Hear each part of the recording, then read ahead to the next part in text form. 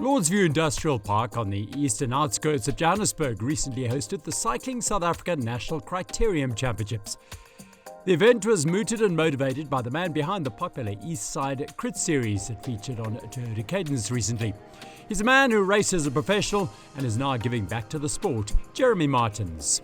Earlier in the year, South African Criterium Champs was supposed to happen over the week of SA Time Trial and Road Race Champs, but unfortunately they had to postpone the event or cancel the event. I think it's better that you have it as a separate event because if you have it over the time of Time Trial and Road Race, it's going to get kind of watered down. But if you have it as a main spectacle event, I think it's going to attract a lot of interest, a lot of people, and it'll give credence to what this event really is and give a gratification of what it can deliver to the South African public. But obviously, things like this can't happen without sponsors. Honeycomb BE Ratings, they stepped in to be a sponsor for the event, and we've had our sponsors throughout the year. Cycle Lab, 32GI, plus Aero Wheels. The guys have helped make this event what it is and help grow it to where it is. So yeah, thanks to all the sponsors that have stepped in and made this event what it is. I think it's become a passion to support the sport, and we're enjoying just seeing the young talent, do what they can. And when Jeremy came and said, listen, we want to put this on, we need some money, otherwise it's not going to happen, you've got to help out. Unfortunately, these riders are all training really hard, sacrificing a lot, out on the bike 5 hours a day. So it's important that they get to race and show off a bit, no matter who wins, it's important. And it's quite big in overseas. You see it in Europe, in Belgium, they do more lap races and then, out and back races.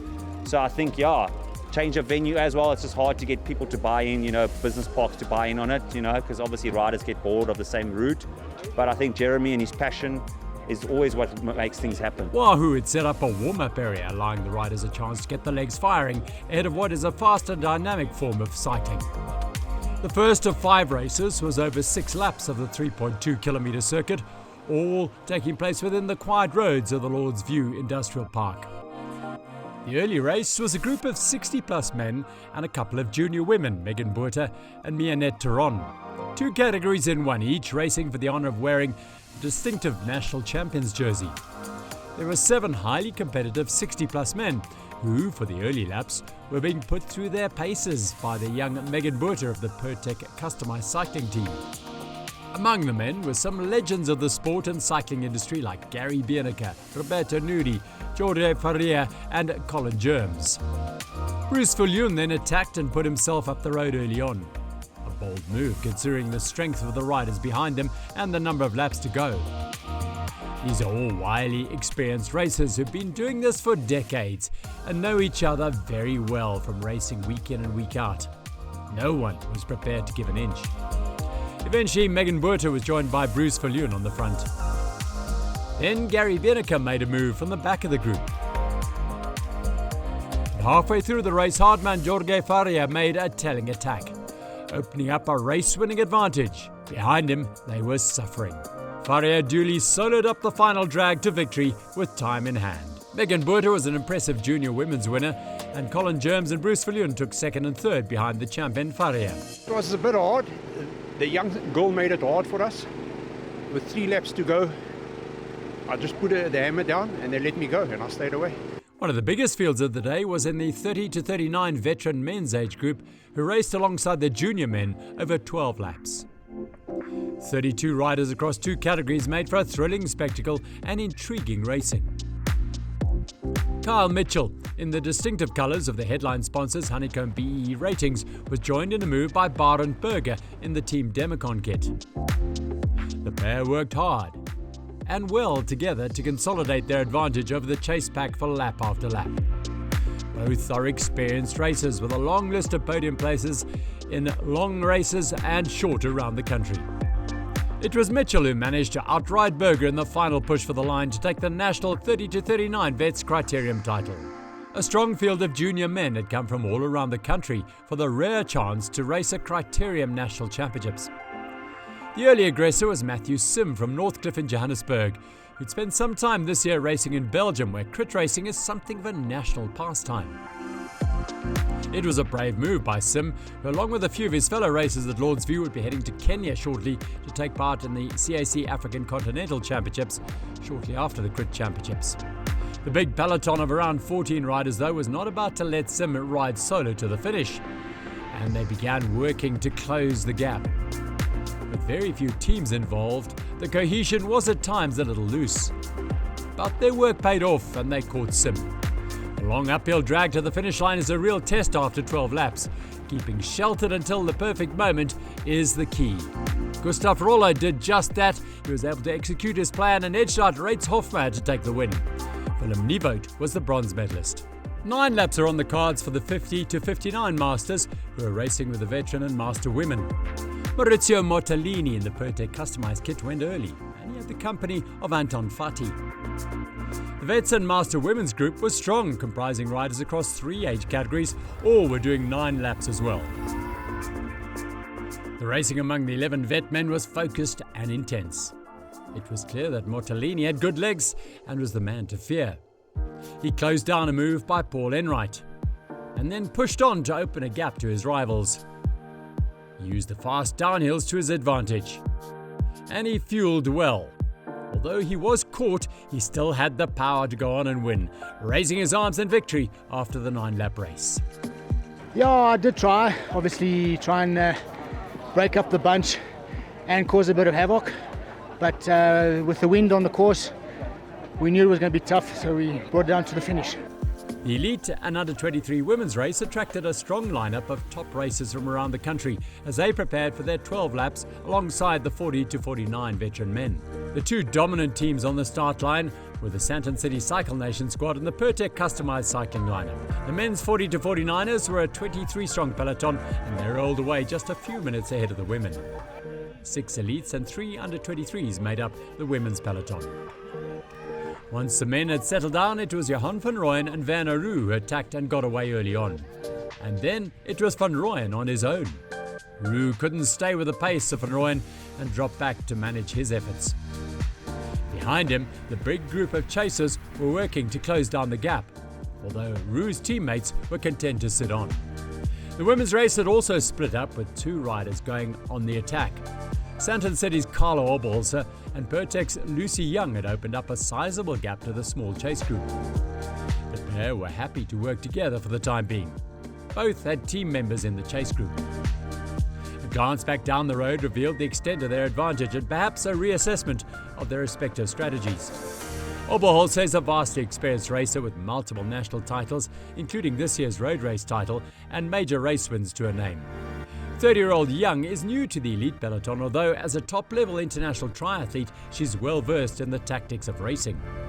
She was also the silver medalist in the individual time trial at the national championships this year. In the chase, the rider with most to lose was Sonara Grove in the pink and blue jersey of a European trade team, Dolcini Oshea. 3 of the group were racing for honours in the under-23 category, leaving Joe van der Winkel and Lisa Bowen of Santon City and Carmen Lukmeyer of Pertec to mark Grove. And Grove, who spent much of the year racing one-day races in Belgium, gave it her all to try and reel in Oberholzer and Young and at the same time drop their respective teammates. She was in a tough situation as a solo racer, with a pair of teammates working her over at every turn to ensure she didn't close the gap, or if she did, she'd be a spent force when it came down to a sprint. The men's 40 to 49 race was looking very much like a ride to glory for Alberton strongman Johan van Rooyen, as he tapped out a steady but high tempo to keep the marauding chasers at bay. The women's race was similar, but with 2 riders clear, as Young and Oberholzer remained well in control. They went through the start-finish and Oberholzer got confirmation they had 2 laps to race. Now it was down to which of the 2 could do marginally less work on the front than her rival, while also keeping the tempo high enough so the chasers didn't make the catch. A game of cat and mouse, certainly. It was evident that the 37-year-old Oberholzer was using all her experience in getting Young to do most of the heavy lifting over the final 2 critical laps. On the run to the finish line, Lucy Young was on the front, but could do nothing about the perfectly timed attack by Carlo Oberholzer. Oberholzer surged away to add the Criterium Champions jersey to the road race one she claimed earlier in the year. I wouldn't call myself a sprinter, but I do know that I'm normally pretty okay in a sprint on tired legs. Normally I'm better than other riders if all of our legs are a little bit tired. But no, I'm never confident in a sprint. I have, however, managed to win some sprints at some of these crit races in the past, and we had a look at the sprint again this morning to be absolutely sure where I had to go from, and I just stuck to that game plan and that marker that Stefan gave me, and very, very blessed that it worked out.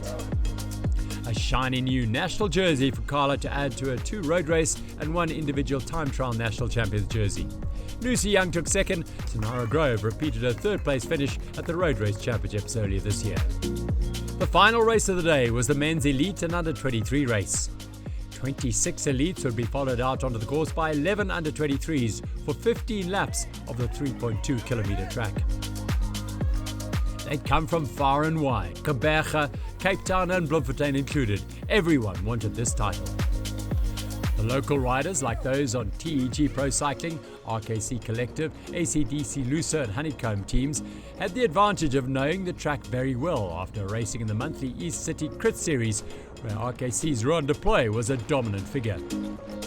One of South Africa's 2 World Tour riders was back home, Ryan Gibbons, not racing, but a very interested spectator. Unfortunately, I had a bit of an accident a few months ago to Poland. Ended my season prematurely, but back in South Africa now, and I have to support the local events. It's so great to see what the guys have done here. Unreal, you know, there's no place like a cycling race. You know, people don't get it. It's just so lucky you have families here. You know, you've got all age groups. You know, so you've got kids up to riders who are over 60 years old here, all having a time enjoying and watching some good, fast, intense bike racing. So yeah, really, really cool, and yeah, it's going to be a long day. As expected, the racing was full on, with riders trying their luck nearly every lap. 48 kilometres might not sound like a tough ride, but with the quality of the field, 2 races in 1 chasing a national title, there was nowhere to hide. Rowan de Ploy went up the road midway through the race. Powerful RKC Collective riders very well suited to this form of the sport and loves attacking racing. But his reputation is hard-earned and well-deserved. He's a dangerous racer when allowed some leeway, and the peloton made sure they pulled him back. The under-23s were having their own tussle in amongst the elites. Warren Millman of TEG Pro Cycling just couldn't go, with Keaton Rutt, Maxim Machaba and Brendan Havenga. And it was the latter 2, Rutt of RKC Collective and complete cyclist Havenga, who took up the racing. But once more, the chase group was in no mood to allow them too much rope, and they were reeled back in. Regular attacks and counter-attacks was taking a toll on all the riders. TEG Pro Cycling and RKC Collective were prominent in almost every move. Action Cycles from the Eastern Cape were in the mix as well. Honeycomb BE Ratings riders were playing a waiting game. With 2 laps to go, the group was around 15 strong, and the big 3 teams each had a few cards to play. Havenga then decided to go long, as he put the hammer down on the penultimate lap. He took the bell with a 5-second lead over the hungry chase group. Who had the legs? Who had the power? And who had the desire for the win? Havenga was caught and passed by the express train, with RKC Collective's Ken Main in the driver's seat. Main's huge effort had the desired effect of dropping a couple of contenders from the group. He then surveyed the damage and watched from a few wheels back as the race came down to a thrilling sprint in which under-23 Emil van Niekerk of TEG Pro Cycling pounced to take a sensational win ahead of RKC Collective's de Ploy. We wanted to go for this. The team believed in me and I'm happy to pull it off. Yeah, it was planned to go for me for the sprint. They trust me and I trust myself, and it's a privilege that the team believes in me and I'm happy to pull it off. Stepping up to collect the champion's jersey, 20-year-old Emil van Niekerk of TEG Pro Cycling. Rowan de Ploy took silver ahead of Johan Trotsky of Action Cycles. And van Niekerk carried that form to the CAC Championships in Kenya, where he won the silver medal in the Elite African Continental Road Race.